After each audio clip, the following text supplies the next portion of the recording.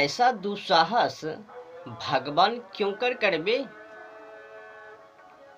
लहू के द्वारा शुद्ध की जाती हैं और बिना लहू बहाए क्षमा नहीं होती हैं, ये वचन भगवान का क्यों कर होवे।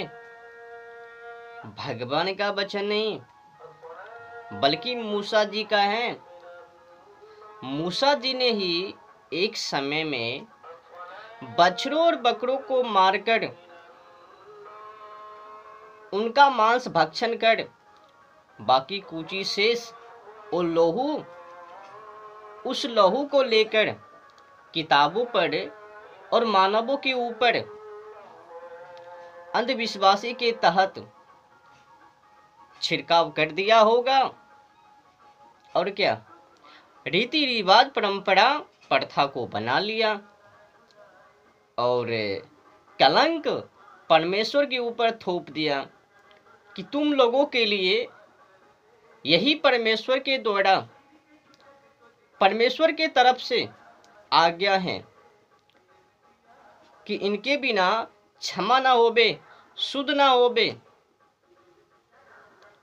बताओ भाई, बेचारे निर्दोष बछड़ों और बकरों का लहू से क्षमा मानना, शुद्ध कहना लाज नहीं आई। कुछ देर के लिए मैं भी मान लेता हूं, चलो आज मैं गेम ही खेलता हूं। एक काम करो, अगर तुम्हारे परमेश्वर वो कालाकृत काम से ही प्रसन्न होवे तो वही काम कालाकृत अपने परिवार के किसी सदस्य के ऊपर आजमा के दिखाओ।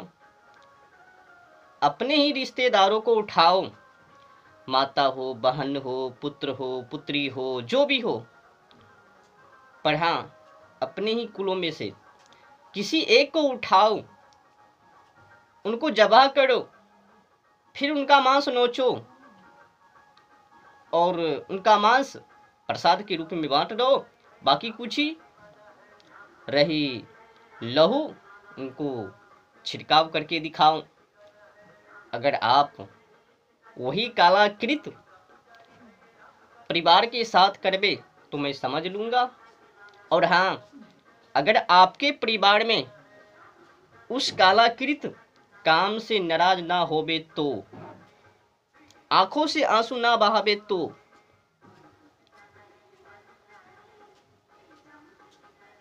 ये मूसा जी ने ही कालाकृत काम किया, परंपरा रीति रिवाज प्रथा को बनाया। मूसा जी, भगवान का ये वचन नहीं है कि लहू के द्वारा शुद्ध की जाती है और बिना लहू बहाए क्षमा नहीं होती है। ये ईश्वर का वचन नहीं है, मूसा जी का है। और हाँ, ये जो और अंधविश्वासी बाइबल के अंदर ढुकेरे हुए हैं, मुर्दे जिलाए जाते हैं, कोढ़ी शुद्ध किए जाते हैं, लंगड़े चलते फिरते हैं, गूंगे बोलते, बहरे सुनते हैं, ये भी मूसा जी का कलाकृत है।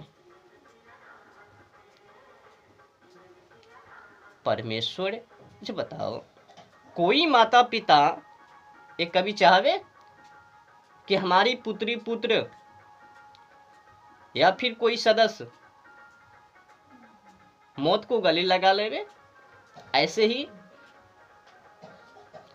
समय पर मरवे तो अलग सी कहानी है ना, पर कोई मार देवे, जवाह कर देवे माता पिता या फिर उनकी सदस्य जिसके कुल में वो घटित हो। कोई भी माता पिता कालाकृत अपने ही आंखों के सामने अपने ही पुत्र पुत्री की या फिर किसी सदस्य उनकी हिंसा नहीं देख सकता। लहू जब तक हिंसा नहीं, लहू कहां से। इसीलिए बाइबल की कहानी लिखावट व्यर्थ है, ईश्वर कृत नहीं है, न ही बड़े विद्वान कृत हैं, बस जंगली का काम है। अगर हकीकत है तो बछड़ों बकरों का लहू क्यों, अपना ही लहू बहाओ, पुत्र पुत्री की हैं, उनकी लहू बहाओ, उनकी लहू से शुद्ध करो, खुश करो परमात्मा को, काटो अपनी गला परिवार को और चढ़ाओ। बछड़ों और बकरों को तंग कर रहा है जो निर्दोष है। भाई साहब, बछड़ों और बकरों का लहू से शुद्ध पवित्र क्षमा तो नहीं होवे, पर खूब पाप हो जावे। ईसाई लोगों से निवेदन है कि ईसाई वामपंथी को छोड़ो, भागो, वेदों का आसरा ले लो, उसमें गुजारा नहीं है, सच्चाई है ही नहीं। बाइबिल पर गौर कीजिए ना, एक पन्ने के बाद वही अंधविश्वासी भरा पड़ा हुआ है। इंजिल में भी देखो वही अंधविश्वास भरा पड़ा हुआ है। ठग रहा है लोगों से, लोगों को मूर्ख बना बना के धर्म परिवर्तन कर रहे हैं, वो लोग करवा रहे हैं। उसमें कुछ भी नहीं है। मांस खा रहे हैं, कह रहे क्षमा हो जावे, हिंसा कर लेवे क्षमा हो जावे, बेविचार कर लेवे क्षमा हो जावे। जब क्षमा ही हो जावे तो क्यों डरवे पाप करने से? इनका मतलब है कि उसमें पाप नाम का कोई गुनाह है ही नहीं। खूब पाप करो और उनको प्रार्थना करो क्षमा हो जावे। ये अंधविश्वास हैं, कल्पित हैं। जो भी मानव जीवन में कभी भी पाप किया वो पाप क्षमा नहीं, उनको भुगतना ही पड़ेगा। बिना भोगे वो पाप शुद्ध ना होवे। जानवर बनो, पंछी बनो, कुत्ता बनो, बिल्ली बनो, गधा बनो या फिर किसी भी दुख में मरो, भोगना तो पड़ेगा ही। बिना भुगते पाप कभी कटता नहीं है। लाख नाक लगर लो, प्रार्थना कर लो, इधर उधर भाग लो, पर क्षमा ना होवे। क्षमा तो भुगतने के बाद ही। स्वारंभ जहां से सच्चाई है उनका भी फल मिलवे। सच्चाई का सच्चाई फल और झूठाई का झूठाई फल, दोनों का फल मिलवे। जो जैसा करेगा वैसा भरेगा, यही तो न्याय है। बाकी तो अन्याय है। अगर पाप क्षमा कर देवे तो अब पाप तो क्षमा होता ही नहीं है ना। ये मूसा जी जानबूझकर तुम लोगों को उल्लू बनाकर पाप नाम का एक शब्द डाल दिया ताकि लोग पाप के नाम पर खूब पाप करवे। क्षमा तो कर ही देता है वो दयालु। करो पाप, बेविचार करो, अत्याचार करो, लूटो मारो, लंपट बनो, पर क्षमा मांग लो, लास्ट में होगी क्षमा। ये अन्याय है। जब भगवान किसी का पक्षपाती निष्पाती करता ही नहीं है, किसी की पक्ष में है ही नहीं है, भगवान तो धर्म और अधर्म के अनुसार न्याय करता है। समझ लो, जो जैसा करेगा वैसा भरेगा, उनको ऐसा दंड मिलेगा। सही का सही फल और झूठाई का झूठाई फल, और क्या। इसीलिए बाइबिल ईश्वर कृत नहीं है, जंगली कृत है। अगर ईश्वर कृत होता तो जलवायु और ओजोन परत की ख्याल ध्यान खगोल भूगोल से मिलता जुलता और मानवता से कभी खिलाफ नहीं होता। अच्छा बताओ, किसी जानवर और पंछी की हिंसा करना क्या वो मानवता है? आपको क्या लगता है कि उनके अंदर में जल्लाद नहीं है?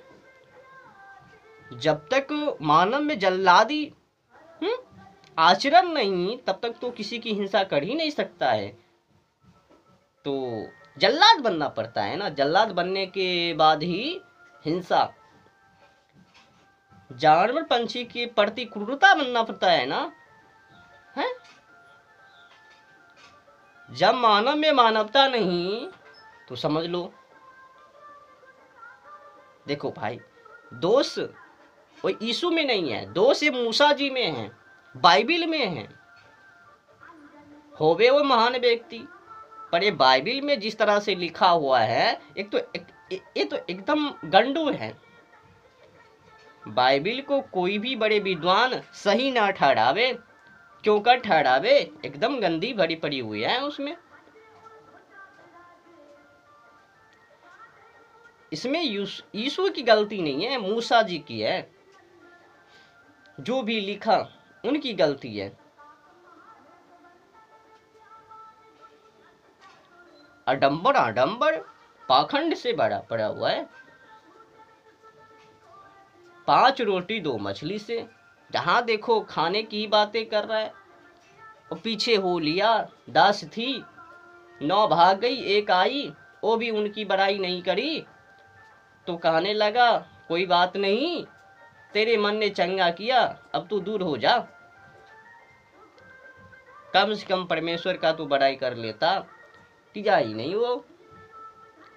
तब कह दिया कि तुम्हारी मन ने चंगा कर दिया। भाई बाइबिल को पढ़ने के बाद ऐसा